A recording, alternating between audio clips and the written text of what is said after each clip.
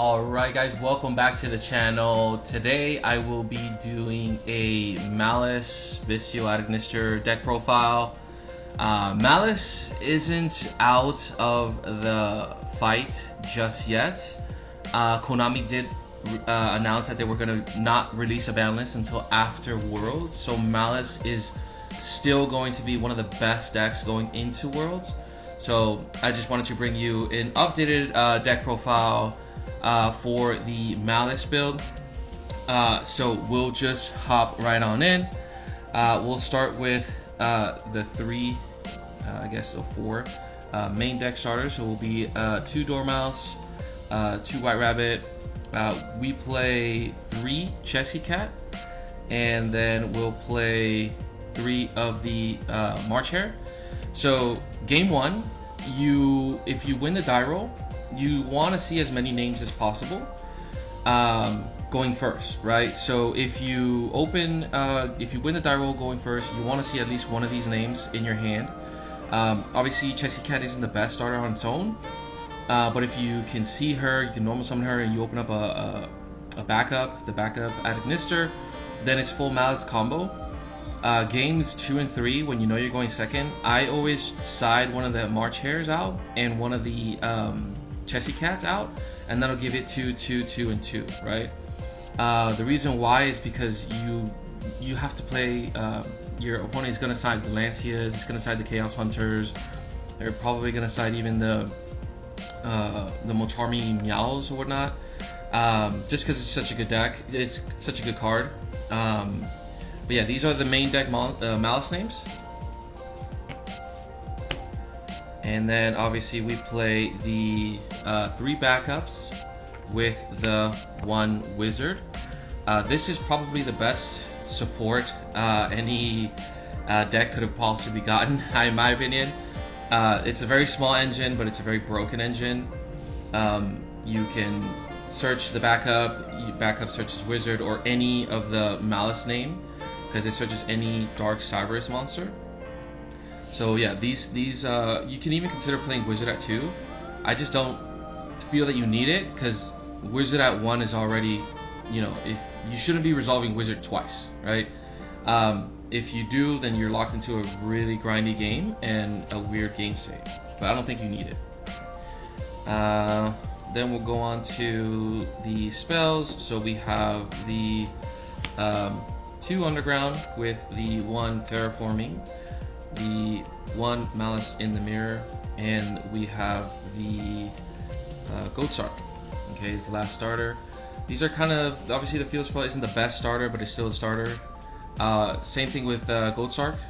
Sometimes I find myself where I start with like a Chessy Cat, and I attempt to activate effect, it gets ashed, and I have no other starter except the Goatsark. So Goatsark in that case would be still a full combo, so it's fine. For the Maliss traps, we only play 2, which is going to be the GWC and the MTP07.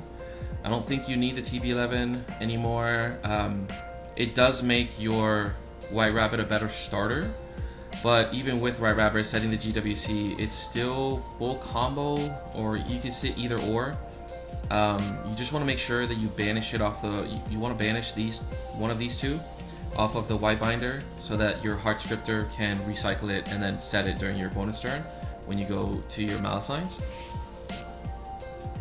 We do play Bestials, so we drew a Swarm, Magnuma, and the Baldrake. I've considered upping the Baldrake to 2 to have more interruptions or more extenders, but I just in games 2 and 3, when your opponent sides Lancias, these cards just don't resolve. They just don't resolve. It Lancia you. You can't really do much about it at that point. So having an extra Baldrake isn't going to be game breaking, but Baldrake is a good card. It's probably one of my better. It's probably one of the better Bestials outside of like Druid Swarm. So we're going to the non-engine. Non-engine, we play Talents. We play the 1 of Talents, and then we play hand traps. So we have the Fualos, we have the Ash, 3 Ash, we have 3 Droll, We have the best hand trap in the game, Impulse, and then I choose to play the droplets. I don't like Imperm. It's not that it's not a good card.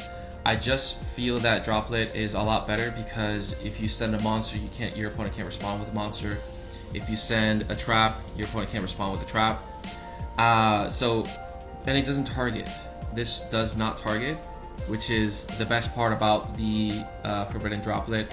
Imperm targets, and Imperm, you would use Imperm as a board breaker anyway. So at that point, why not just use Droplet as a board breaker? You'll get your Malice names. If you open up Droplet with like 2 Malice names and a Bestial, you could Droplet, send a Malice name, and then you can still activate Bestial, banish the Malice name, and then pop off from there, while at the same time breaking your opponent's board, right? So it does get the names engraved, and it does allow for your opponent not to respond to the Droplet. So that's pretty much the deck. It's 40 cards clean.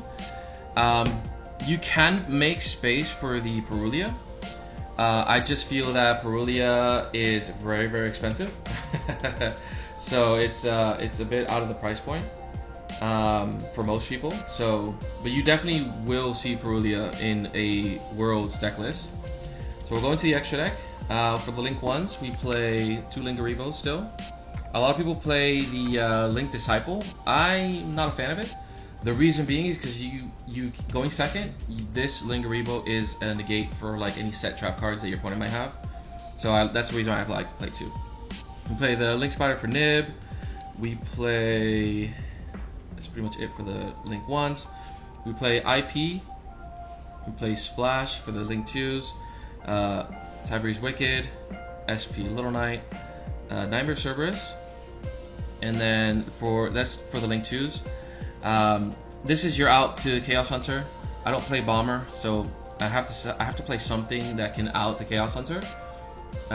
So if they Chaos Hunter me early, I just make the Nightmare Cerberus and I continue playing. That's it for the Link 2s and 1s. So Link 3s, of course, we have the 3 Malice names. It's mandatory. You only need 1 of each. You don't really need the second White Binder, even though I think this is the card that's going to get banned in the next ban list after Worlds. But stick around for that. The last Link 3 I'm testing is Gorgon. Gorgon of Silofinoia. I don't know how to pronounce that name. So my end board typically looks like IP with Firewall or the Allied Code or the Cryptor. And then once I go into, once I have more Malice names on board, I link into the Gorgon, and at that point it's GG's, right? So I like it. It's a pretty good interruption. And then for the big bodies, the big boys, we play the Ally Code, the Firewall, and the Access Code for the OTKs. Again, I don't play Bomber. I don't feel that you really need Bomber.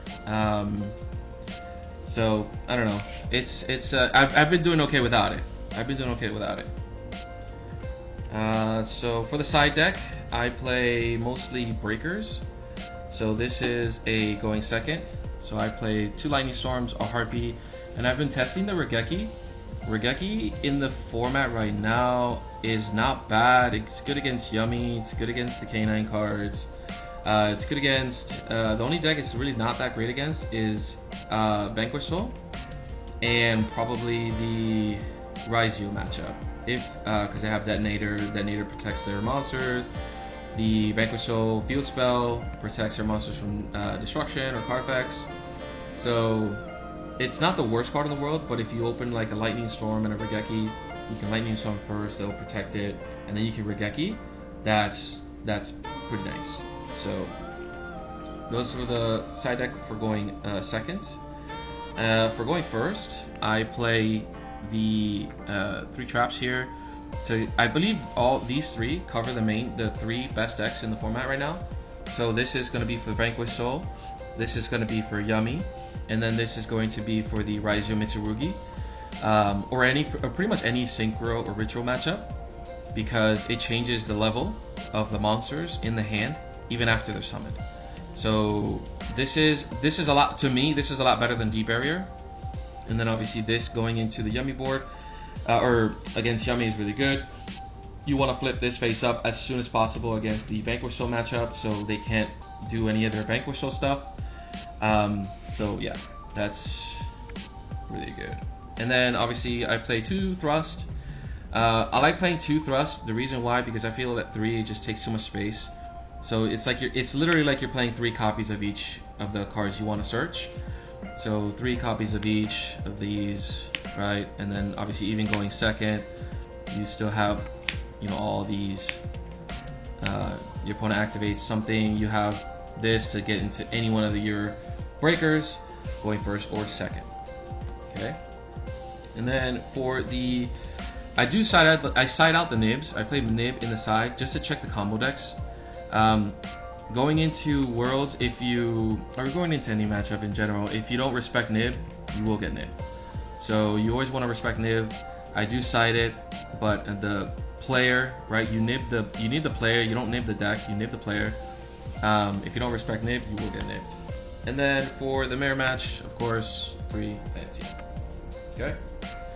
It's pretty standard. I think that breakers, in my opinion, going second and third, if you're going obviously second, I think it's better than hand traps, because the deck plays like 22 non-engine, 23 non-engine, and with that you should be stopping your opponent fairly simply, fair enough, to be able to go into a board, to any board. So thanks guys for watching. That was my Maliss deck profile, so just remember to please go ahead and like and subscribe, and I will see you on the next one.